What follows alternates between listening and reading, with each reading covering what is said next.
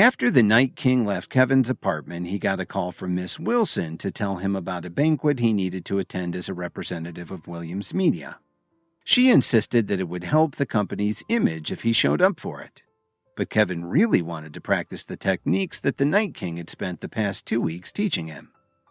"You're not giving me much of a choice," Kevin told her. He didn't know whether to laugh or cry. "Please don't misunderstand me, Mr. Williams. I didn't mean to pressure you," she replied anxiously. "Just stop by at Corwin Tower to pick me up later," Kevin said as he hung up the phone. At the same moment, Lily had just finished her live broadcast and was walking out of her home studio with a broad smile. It had been 2 weeks since Mighty Moose had tipped her tens of thousands of dollars during her show. This had attracted a lot more viewers, and the popularity of her live broadcast skyrocketed. "You must be tired, Lily. Do you want some fruit?" Dorothy asked as she smiled and walked her daughter to the sofa to sit down. Lily had been the only wage earner in the house lately, and it made Dorothy happy to see her daughter doing so well.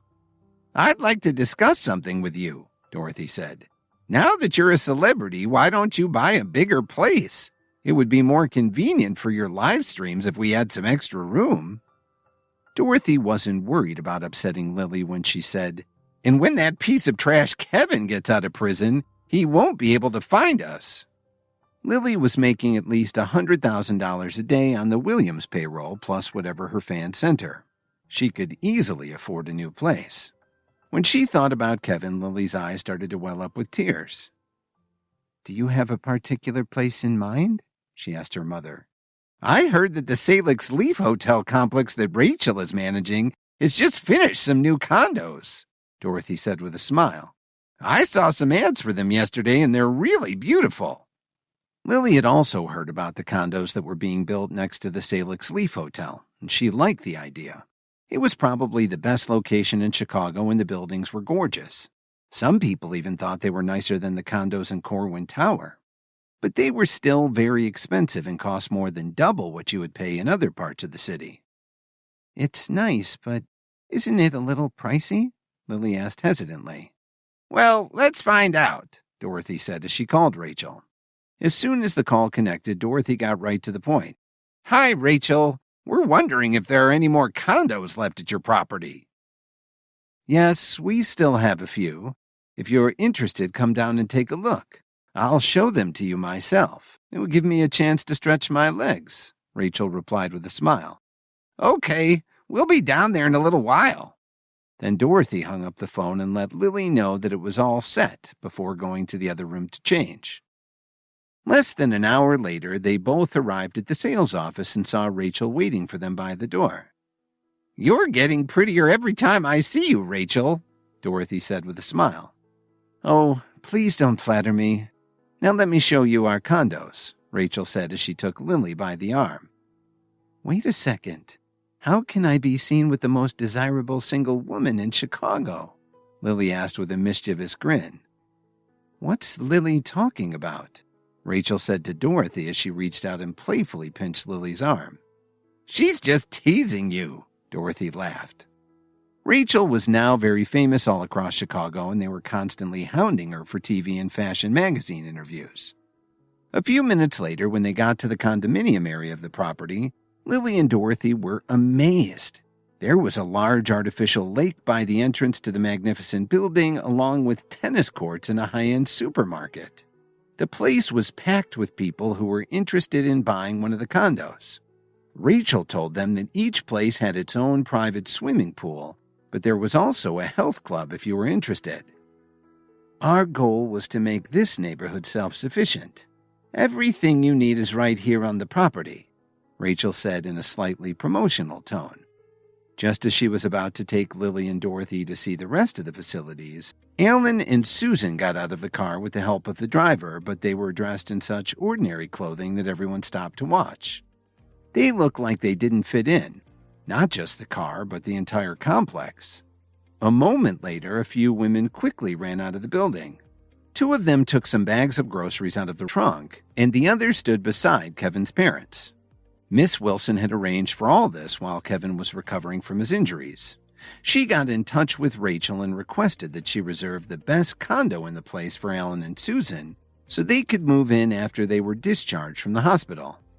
I thought we'd see someone with class, but it's just that parents, Dorothy said with a mocking smile as she walked toward them. Mom, what are you doing?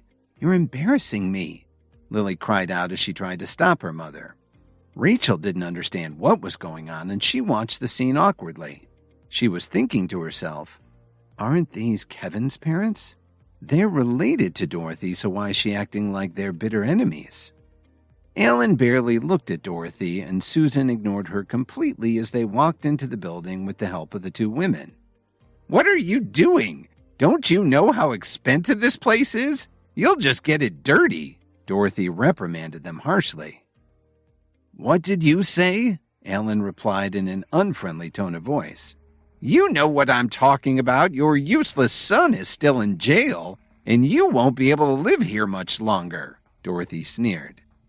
Leave me alone. My son is innocent, Alan angrily retorted. Alan and Susan hadn't talked to Kevin about it yet, but they knew their son wouldn't do such a horrible thing.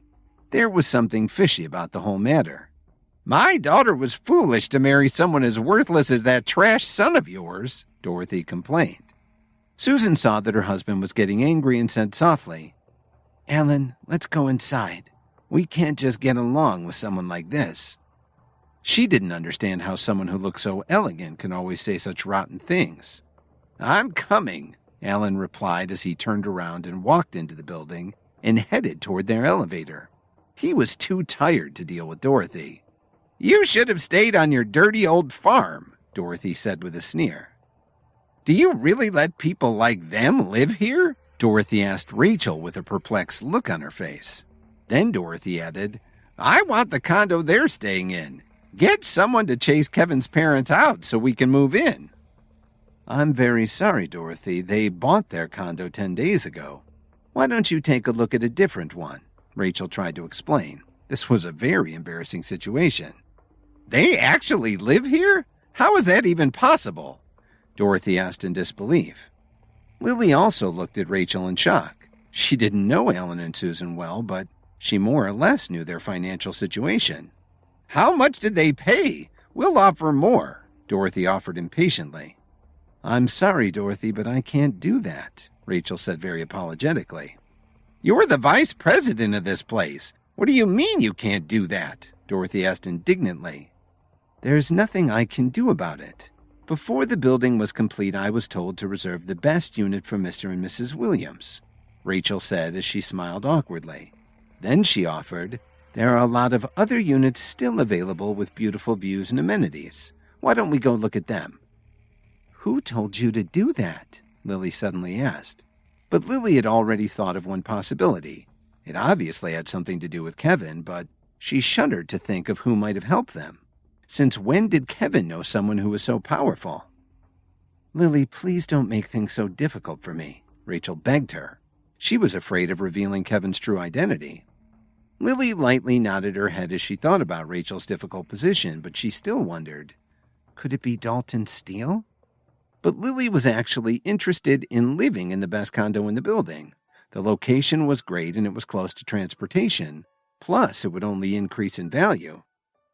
It was nearly 6 o'clock and almost all of Chicago's upper crust would soon be arriving at the banquet at the Salix Leaf Hotel.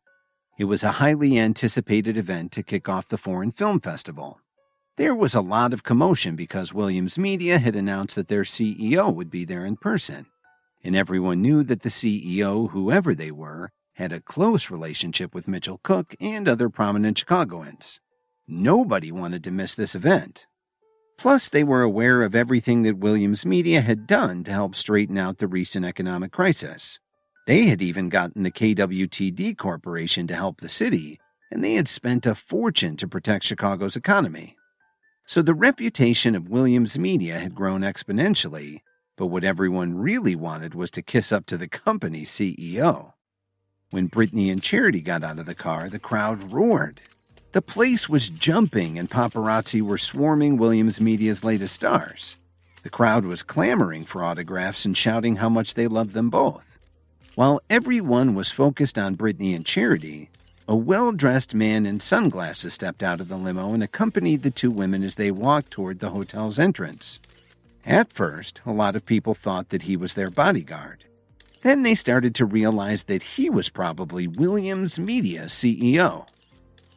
Under the watchful eyes of Brittany and Charity's fans, Kevin guided them through the throng, stopping now and then to exchange a few words with some of the onlookers.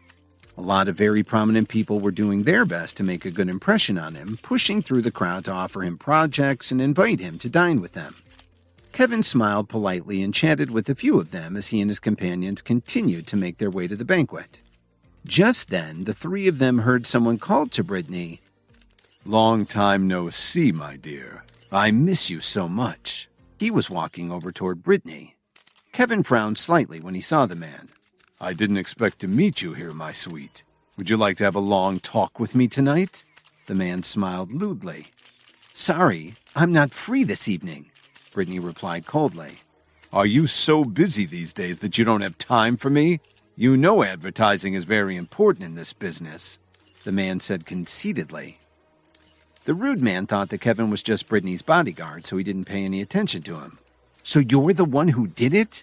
Brittany said as her smile turned into a scowl. "So what if I did?" Vito Booker said arrogantly. "I told you last time we met that no woman I like can reject me if they want to keep working in the entertainment industry." Then Vito continued with a lascivious look in his eyes.